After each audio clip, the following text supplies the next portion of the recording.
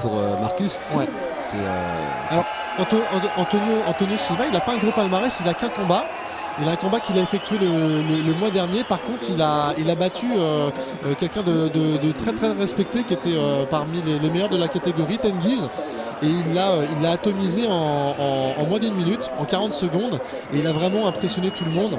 Regardez, le truc c'est quand on voit un gabarit comme ça, avec un visage, une tête aussi carrée rentrée, bon, il force le respect. C'est clair. Et puis de toute façon, oui. Il force le respect, il aborde les deux drapeaux. Le Brésilien derrière et puis le drapeau anglais devant sur les t-shirts, histoire d'illustrer ce que vous disiez tout à l'heure, donc qu'il se bat pour l'Angleterre mais qu'il est brésilien, c'est clair. On va pouvoir s'en rendre compte. Voilà, je l'ai dit, c'est un peu le joker, c'est un gros challenge pour Marcus. Marcus, ses combats en Hollande étaient plus considérés un peu comme des combats amateurs en shooto. Ça n'enlève rien aux victoires. C'est vrai que là, face à Antonio Silva, il a vraiment un adversaire d'un gabarit et d'un niveau vraiment différent. On va voir ça tout de suite avec le Brésilien, on l'a vu, peut-être un peu plus sec que le Français. Pas beaucoup plus sec, pas beaucoup plus sec. Mais on sait qu'à un moment du combat, le poids c'est aussi du souffle à chercher.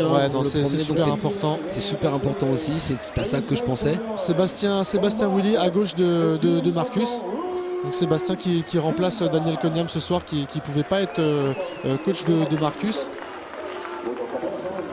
Donc c'est Sébastien, pareil, grande complicité entre les deux. C'est des gens que je connaissais pas, que j'ai appris à connaître là durant ces 3 derniers jours. Et franchement, on vient d'horizons différents, mais on a créé une équipe et on est vraiment tous soudés les uns avec les autres. Il y a un collectif, il y a un esprit d'équipe qui s'est créé en très très peu de temps. Et je peux vous dire que là derrière Marcus, il y a toute l'équipe. On s'est déplacé, on est 29. On est 29 et je peux vous dire que derrière lui, il y a 28 personnes qui vont être là ce soir. Et qui font plus de bruit que toute la salle réunie. Il va falloir faire un peu de bruit. C'est clair. Et puis c'est bien aussi que les gens s'entourent, se soutiennent. Je vous rappelle que c'est toujours en train de se développer le MMA, donc ça trouve ses marques. Et puis les familles se créent aussi, on va dire ça comme ça. Il y a des connexions qui se font. Effectivement, il n'est pas beaucoup plus sec. L'avantage qu'on a en France, c'est que comme ce n'est pas officialisé et que les combattants ne se battent pas les uns contre les autres, donc ça fait qu'on peut se rapprocher, on peut créer des amitiés, on peut s'entraîner les uns chez les autres parce qu'on sait qu'on sera quasiment jamais, on s'affrontera quasiment jamais les uns les autres. C'est arrivé une fois avec Damien Riccio, mais bon, ce sera très très très rare. Le combat est parti en pied-point. Regardez, il a vraiment un gabarit impressionnant, ce Brésilien. Très actif. Oui, la taille de ses pieds. Bon, quand vous voyez Marcus qui fait 1m98, 140 kg. Il a des pieds gigantesques. Regardez. C'est un Golgoth. C'est exactement ça. Il est super impressionnant. C'est une masse naturelle. Allez, Marcus sur le dos. En demi-garde, il travaille bien pour l'instant. Il ne faut pas laisser le Brésilien prendre de la distance. Il faut toujours lui saisir les bras. S'il arrive à prendre de la distance, à ce poids-là, les frappes seront impardonnables. Et attention les coudes aussi. Le coude qui vient en écrasement, bon, ça gêne plutôt qu'autre chose. Mais c'est toujours. C'est pas super dangereux quand c'est comme ça. C'est pas encore des frappes, quoi. Les frappes, elles arrivent là. Tout de suite se réorganiser. Les frappes sont venues d'un petit peu trop loin. Elles n'ont pas encore ébranlé Marcus. Regardez, il est aussi très très rapide. Il est tranquille. Silva. Parce qu'on parlait du poids tout à l'heure. Non, il est rapide. Il est rapide, mais Silva n'a rien à lui envier parce qu'il est aussi très rapide. On l'a vu dans la série qu'il a portée là quand il était debout. Allez, Marcus qui se réorganise. Voilà, il a une bonne garde, Marcus. Faut pas jouer le jeu du Brésilien. C'est Marcus au niveau de la stratégie. Il adore les clés de cheville. Il aimerait bien pouvoir en placer une ce soir. Mais là, pour l'instant, la posture du Brésilien va empêcher qu'il puisse attaquer sur les jambes. Marcus, il reste sur la défensive. Un petit problème aussi avec le gant du Brésilien. Ouais, c'est le sparadrap qui s'est légèrement détaché. Bon, c'est pas encore trop gênant. Alors, je suis un peu étonné que le Brésilien ne travaille pas plus pour passer la garde.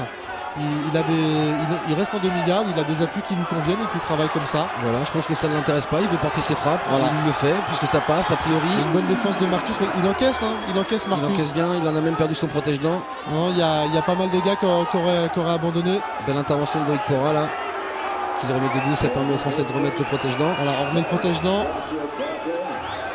Un petit peu fatigué là, on voit le soufflet des cours.